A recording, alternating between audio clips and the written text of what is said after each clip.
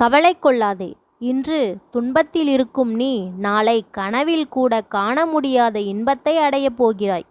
கவலையை கண்காணா தூரத்திற்கு துரத்தப் போகிறேன். உன் அப்பன் முருகன். யாமிருக்க பயமேன்? என் அன்பு பிள்ளையே, நான் தான் உன் கவலையை மாற்றிவிடுவேன் என்று சொல்லியிருந்தேனே.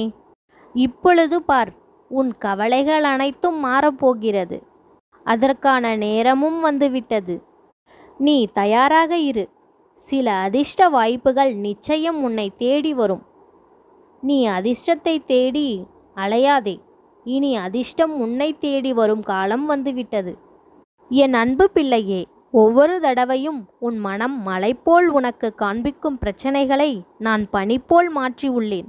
அதை உன்னால் உணர முடிகிறதா? எனவே எதையும் நினைத்து பயப்படாதே.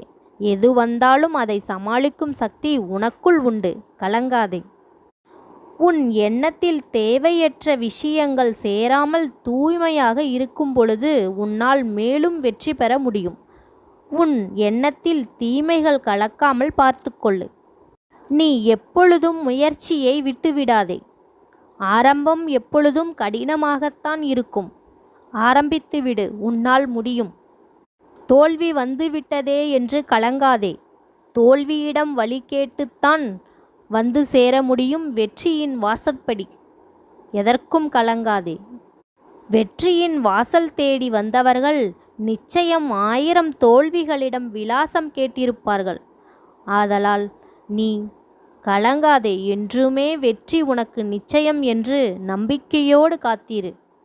இங்கு எதுவும் தாமதமாகிவிடவில்லை. இந்த இடத்தில் ஆரம்பித்தால் கூட இன்னும் எவ்வளவோ உயரத்திற்கு உன்னால் போக முடியும்.